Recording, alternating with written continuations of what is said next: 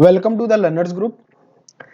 हम लोगों ने बात कर ली थी आपके आयत के क्वेश्चंस पर, आयत का पूरे कॉन्सेप्ट पर, वर्ग के क्वेश्चंस और वर्ग के पूरे कॉन्सेप्ट पर। आज हम लोग उसी के मिक्स क्वेश्चंस की बात करेंगे, ठीक है। और बहुत आराम से चीजों को समझेंगे कि दोनों को जब मिक्स कर दिया जाता है तो किस तरीके से सवाल बनते हैं और किस तरीके से उस पर काम होता है, ठीक है। उम्मीद करता हूँ आप लोगों को मजा आने वाली है आज दोनों चीजों को मर्ज करके देखने के लिए। पहले क्वेश्चन पर बात करते हैं। हम लोगों का दे रखा है उसने, किसी कमरे के 15 मीटर 17 सेंटीमीटर लंबे और 9 मीटर 2 सेंटीमीटर चौड़े फर्श पर लगाई जा सकने वाली वर्ग टाइलों की न्यूनतम संख्या। पहले तो आप कॉन्सेप्ट को समझिए। उसने पूछा है टाइलों की न्यूनतम संख्या और ये आपका लिखा हुआ है 15 मीटर 17 सेंटीमीटर। यहां पर इस चीज को पहले ब्रेक कर लें, एक ही फॉर्मेट में चेंज कर लें, ठीक। नंबर एक, तो हम लोग इसको क्या बना लेते हैं, सेंटीमीटर में दोनों चीजों को। तो करते क्या है, 1 मीटर में आपके कितने सेंटीमीटर होते हैं, 100 सेंटीमीटर, ठीक है। 1 मीटर में आपके होते हैं 100 सेंटीमीटर। तो हम लोग करेंगे क्या कि 15 मीटर जो आपका दे रखा है इसको सेंटीमीटर बना ले, तो कितने हो जाएंगे 1500 प्लस आपका हो गया ये 17 सेंटीमीटर। तो टोटल कितना हो गया 1517, ठीक। पहली कंडीशन ये। दूसरा उसने दे रखी है उसकी चौड़ाई, 9 मीटर का मतलब हो गया 900 सेंटीमीटर प्लस 2 सेंटीमीटर, तो ये आया कितना 902, ठीक। ये आपकी हो गई उसकी लंबाई और चौड़ाई, ये आपकी हो गई एल और ये हो गई आपकी चौड़ाई बी, ठीक। अब उसने आपसे पूछा है कि फर्श पर लगाई जा सकने वाली वर्ग टाइलों की न्यूनतम संख्या। एक बात समझिए, कोई जैसे मान लीजिए कोई भी आपका एक प्लाट है मान लीजिए, ठीक है, कोई भी एक खेत है या प्लाट, इस तरीके से मान लीजिए। अगर इसमें मैं आपसे पूछूं कि न्यूनतम संख्या क्या होगी, तो आप इसमें से जब इन दोनों के बड़े से बड़े टुकड़े को वर्गाकार काटेंगे तभी तो इसमें से न्यूनतम टाइल्स निकलेंगे। बात को मेरी समझना कि जब इन दोनों चीजों के बड़े से बड़े, ठीक है, बड़े से बड़े जो फैक्टर होगा उसको अगर हम वर्गाकार भाग में निकालें तभी तो न्यूनतम संख्या निकलेगी। मेरे कहने का मतलब इन दोनों का जो HCF होगा, इन दोनों का जो HCF होगा 1517 और 902 का क्या होगा HCF, मतलब हो गया मासापा, ठीक है। वो जो होगा वो कहीं ना कहीं इन दोनों का बड़े से बड़ा एक टुकड़ा होगा। अगर उसको हम वर्गाकार रूप में निकाल दें तो हम लोगों को टाइलों की न्यूनतम संख्या प्राप्त हो जाएगी। उम्मीद करता हूं आपको समझ में आया होगा। तो हम लोग यहाँ पर इसका HCF निकालते हैं, ठीक है। तो HCF निकालने के लिए हम लोग भाग विधि का प्रयोग करते हैं, फिर मैं आपको एक दूसरा भी कॉन्सेप्ट बता दूंगा। तो ये एक बार जाएगा आपका, तो ये कितना हो गया आपका बच्चा 1 615, ठीक है। अब 902 ये आ गया, फिर इसको भाग करते हैं 615, ये कितना आ गया 7, ये आपका आ गया 8 और ये आ गया 287, ठीक है। तो 287 का भाग फिर हम लोग दे देंगे 615 में, तो ये 2 बार चला जाएगा, 14 1 2 16 1 17 1 2 दूनी 4 1 5, ये आपका आ गया 1 41 और 41 का भाग जब आप 287 में देंगे तो ये यहाँ पर कट जाएगा। कितनी बार जाएगा 7 बार, ठीक। तो इसका जो HCF निकल के आया, HCF जो निकल के आया वो कितना निकल के आया भाग विधि से हमारा 41, ठीक है। इसका जो HCF निकल के आया आपका वो निकल के आया 41, ठीक है। तो वो बड़े से बड़ा टुकड़ा होगा वर्गाकार। अब उसने कहा वर्गाकार, तो इसका क्षेत्रफल कितना होगा, आप लिखेंगे 1517 गुणा 902, क्योंकि क्या है एक आयताकार है जिसमें लंबाई गुणा चौड़ाई है, ठीक। उसमें से अगर हम लोग ये बड़े से बड़े टुकड़े को वर्गाकार रूप में निकाल दें तो हमारे टाइलों की न्यूनतम संख्या हमें प्राप्त हो जाएगी, ठीक। तो अब इसको हम लोग काट देते हैं, यहां से इसको काटेंगे कितना आ जाएगा 41 दूनी कितना होता है आपका 82, ठीक है। 82 और 82, ठीक है। यहाँ पे 82 बचेगा, यहाँ पर भी, तो ये आपका आ जाएगा 22, ठीक है। जब इसको आप इससे काटेंगे कितना आ जाएगा 22। अब हम लोग काटते हैं इसको, ठीक है। तो 41 त्याई कितना होता है 3 एकम 3 3 चौको 12, तो यहाँ पर लिख लीजिए 3, 11 में 3 गया 8 और ये 287 का मतलब हो गया 7, तो 37, ठीक है। इंटू 22, ये आपका होगा उस टाइल्स की न्यूनतम संख्या। अब हम लोग बेवकूफी ये नहीं करेंगे कि यहाँ पर गुणा करें, मैंने आपको बता रखा है इकाई का अंक केवल आप देखें, तो यहाँ पर आप देखेंगे 2 सत्ते 14, इकाई का अंक कितना है 4, जो कि किस ऑप्शन में, केवल ऑप्शन नंबर डी में, और किसी ऑप्शन में इकाई का अंक 4 नहीं है, इसलिए हमारा ऑप्शन डी एकदम सही होगा। अगर हम लोगों का पूरा कॉन्सेप्ट एक सही होता है तो हम लोगों को गुणा करने की कोई जरूरत नहीं होती, ठीक है। और मैंने आपसे बोला कि इन एचसीएफ निकालने का एक तरीका आपको बताता हूं, जिन दो टर्म का आपको एचसीएफ निकालना उसका आप क्या करें, डिफरेंस निकाल लें, ठीक है। तो यहाँ पर आ जाएगा 5 और ये आ गया 1, ये आ गया 615। अब इस 615 के आप क्या करें, फैक्टर कर दें, ठीक है। तो अगर इसको हम 5 से काटें, 5 एकम 5, 5 दूनी 10, 5 तेई 15, ठीक है। और ये 3 से भी कट जाएगा, 3 चौको 12 और 3 एकम 3, तो इसके 3 फैक्टर यार हुए 5, 3 और 41, ठीक है। 5, 3 और 41, तो आप यहां पर देखें 5 से ये दोनों संख्या कहीं कट रही, तो आप बोलेंगे ना, 3 से आप काटेंगे तो ये वाला टर्म आपका नहीं कटेगा, तो ये भी नहीं, अर्थात इसका जो एचसीएफ होगा वो 41 ही होगा, ये डेफिनेटली कहा जा सकता है। आज मैं पूरे आपको जोश और उत्साह के साथ पढ़ा रहा हूं क्योंकि मुझे मजा आने वाली है, ठीक है। और जीवन में मजा आनी चाहिए चाहे किसी भी तरीके से है। उम्मीद करता हूं आपको ये एचसीएफ निकाला डिफरेंस विधि से समझ में आएगा, उसके फैक्टर में ही कहीं ना कहीं उसका एचसीएफ छुपा होता है, ठीक। तो ये सवाल आपको समझ में आ गया। अब हम लोग बात करते हैं अगले क्वेश्चन पर। अगला क्वेश्चन आपका उसने दे रखा है, एक वर्ग का परिमाप वही है जो ऐसे आयत का है जिसकी लंबाई 48 मीटर है और उसकी लंबाई चौड़ाई की 3 गुनी है, ठीक। तो उस वर्ग का क्षेत्रफल क्या होगा, ठीक है। तो हम लोग लिखते हैं इस तरीके से, क्वेश्चन नंबर 2 यहां पर समझ लेते हैं। तो आपका दे रखा है क्या कि वर्ग का परिमाप वही है जो ऐसे आयत का जिसकी लंबाई, तो यहां पर लिख लीजिए आयत की लंबाई आपकी होगी 48 मीटर, ठीक है। इसकी लंबाई और उसकी लंबाई चौड़ाई की 3 गुनी है। इस चौड़ाई की 3 गुनी मतलब चौड़ाई इसकी कितनी, तिहाई होगी, मतलब ये 16 मीटर होगी। उस लैंग्वेज से आप समझ सकते हैं, इस वाली लैंग्वेज से उसने जो कहा है उसकी लंबाई चौड़ाई की 3 गुनी है, मतलब कहीं ना कहीं चौड़ाई 16 रही होगी, ये इसकी 3 गुनी है या नहीं है, बोलेंगे आप हाँ, ठीक। फिर उसने कहा वर्ग का परिमाप वही है जो ऐसे आयत का है, ठीक। तो वर्ग का परिमाप कितना होता है यार, 4a। आप बोलेंगे वर्ग का परिमाप होता है 4a, ठीक है। जो आयत का भी परिमाप है, वर्ग का परिमाप जो ऐसे आयत के जिसकी लंबाई और चौड़ाई 3 गुनी है, ठीक है। तो इसका वर्ग का परिमाप इतना हो गया, तो इसका भी परिमाप, आयत का परिमाप कितना होगा, 2 लंबाई धन चौड़ाई, यही तो होगा, ठीक है। 4a इज इक्वल टू, यहां पर 2 लिख लें और 2 एक कॉमन ले लें, जिससे ये आपका आसानी से कट जाएगा, तो अंदर बचेगा 24 + 8, यही तो बचेगा। इस 4 से 1 4 खत्म, a बराबर आ गया 32, a बराबर आ गया आपका 32। फिर आप क्या करेंगे, आप यहां पर वर्ग करने नहीं बैठ जाएंगे, 32 × 32, ठीक। 32 × 32 मतलब इकाई का अंक 4, इकाई का अंक 4 किस ऑप्शन में, ऑप्शन नंबर बी में। तो यहाँ पर हम लोग इकाई के अंक से बहुत सारे काम कर लेते हैं। यहाँ पर इस सवाल का मेन कॉन्सेप्ट जो छिपा था वो यहाँ पर छिपा था, उस वर्ग का परिमाप वही है जो ऐसे आयत का, इस लाइन में ही दोनों चीजें उसने कह रखी थी, ठीक है। अब हम लोग बात करते हैं अगले क्वेश्चन पर। आपका क्वेश्चन दे रखा है कि आयताकार बगीचे की लंबाई 12 मीटर है और चौड़ाई आपकी कितनी है, 5 मीटर, ठीक है। इस आयताकार बगीचे के बराबर क्षेत्रफल वाले एक वर्गाकार बगीचे की विकर्ण की लंबाई बताएं, ठीक है। तो क्वेश्चन नंबर 3 पर हम लोग बात करते हैं। क्या आपका दे रखा है, आयताकार बगीचे की पहले हम लंबाई लिख लेंगे 12 मीटर, ठीक। बी उसने दे रखी चौड़ाई 5 मीटर। फिर उसने कहा आयताकार बगीचे के बराबर क्षेत्रफल वाले, तो क्षेत्रफल कितना हो जाएगा, 12 × 5 = 60, L × B आयताकार का, ठीक, 60 हो गया।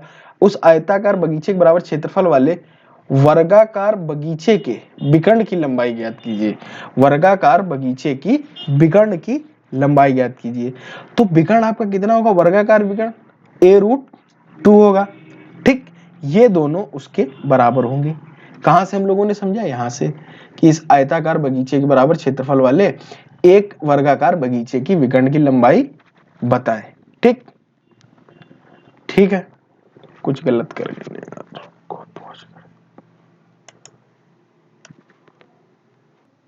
तो उसने आपको दे रखा है एल और बी, आयताकार क्षेत्र की लंबाई।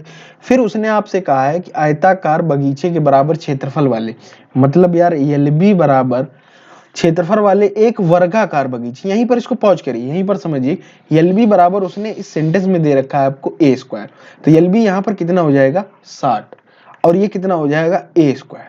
ठीक, तो यहां से आप ए निकालेंगे तो आपका आ जाएगा, आप बोलेंगे √60 ए। ठीक है, जो कि ए क्या है, वर्ग की भुजा। ठीक, आप समझ गए। अब उसने कहा उस विकर्ण की लंबाई, तो विकर्ण की लंबाई कितनी होती है a√2, विकर्ण की लंबाई कितनी होती है a√2, तो a आपका कितना निकला √60 इंटू √2, कितना हो गया √120। ठीक, तो 30 चौको 120, तो 4 जब बाहर आएगा कितना आ जाएगा 2, 2√30 आपका जो है आंसर हो जाएगा। ठीक है, √120 किस तरीके से लिखते हैं, 2√30, तो इसका आंसर क्या होगा, ऑप्शन ए आपका इस क्वेश्चन का आंसर होगा। अब हम लोग बात करते हैं अगले क्वेश्चन पर कि अगला क्वेश्चन क्या दे रखा है। ठीक है, अगला क्वेश्चन उसने दे रखा है एक वर्ग और आयत के क्षेत्रफल बराबर है। पहले तो इस चीज को आप समझिए, वर्ग और आयत के क्षेत्रफल बराबर मतलब ए स्क्वायर बराबर एल बी।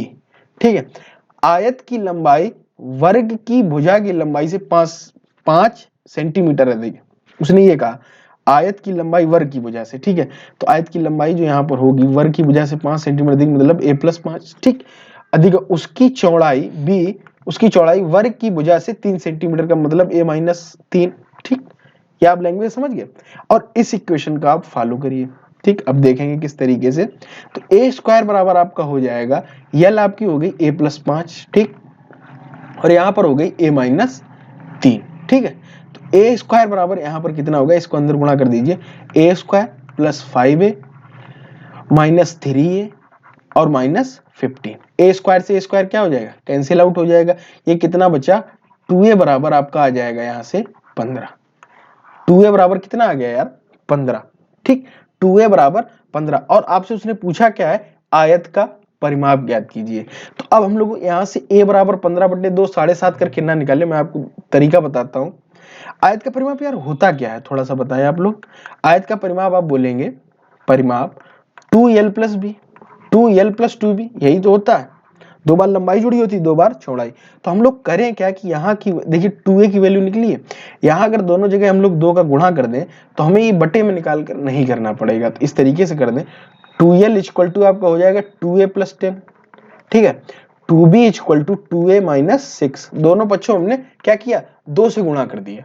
ठीक, क्यों किया, क्योंकि यहाँ पर हमें सीधे 2a की वैल्यू दी गई थी, इस वजह से केवल, तो यहाँ पर सीधे आप रख दें 15×10 ये कितना हो गया यार 25।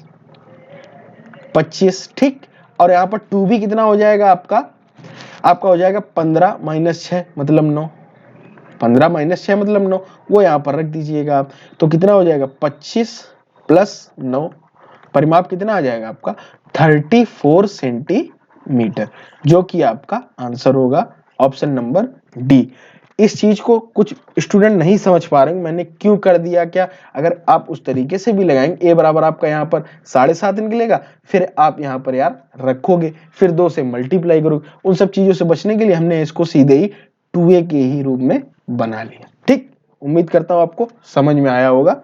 अगले सवाल पर बात करते हैं। अगला क्वेश्चन हमारा दे रखा है एक वर्ग और एक आयत के क्षेत्रफल में बराबर है। ठीक, यदि उसकी परिमितियां P1 और P2 हो तो उसके विषय में निश्चित रूप से कहा जा सकता। बहुत ही अच्छा क्वेश्चन है, कई लोग इसमें कंफ्यूज हो जाते हैं, तो इसमें आप तुरंत पता क्या करें, अपने मन से कोई भी एक वैल्यू एज्यूम कर लें। ठीक, नंबर है आपको किस तरीके से एज्यूम करनी है कि जो उसने कंडीशन आपको दे रखी पहली कि वर्ग और एक आयत के क्षेत्रफल बराबर है, वो कैसे होने चाहिए यार, बराबर होने चाहिए। मैं बताता हूं किस तरीके से आपको करना है, देखते हैं।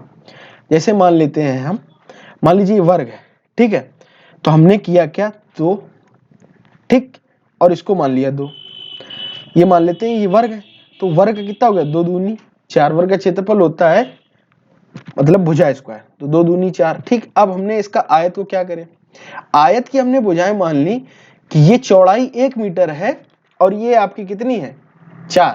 ठीक, दोनों जगह से आप देखिए क्षेत्रफल बराबर ही आ रहे हैं, ये वर्ग है, पहले इस चीज को समझ लें, ये वर्ग है। डायग्राम में ना जाएं आप लोग, क्योंकि मेरी जो चित्रकला है बहुत ही खराब है, क्योंकि मेरी चित्रकला वाली मैडम जी से कभी बनी नहीं है। ठीक है, तो इस वजह से मेरी चित्रकला हमेशा खराब रही है, तो उस चीज को ध्यान में ना दे।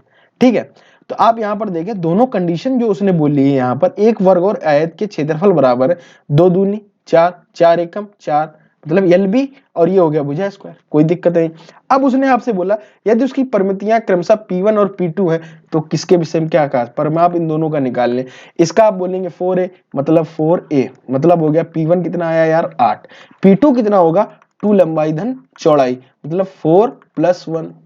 बोलिए यस या नो, आप बोलेंगे यस। ठीक है, 4 1 5, 5 दूनी 10, और यहाँ पर 8, तो क्या ज्यादा है यार, आप बोलेंगे आयत का परिमाप जो है ज्यादा है। ठीक, तो P2 is greater than P1, यही तो रिजल्ट निकल गया है। ये देख लीजिए किस ऑप्शन में, तो ऑप्शन नंबर 1 में आपका ये कंडीशन है, और ये सर्वदा सत्य होगी।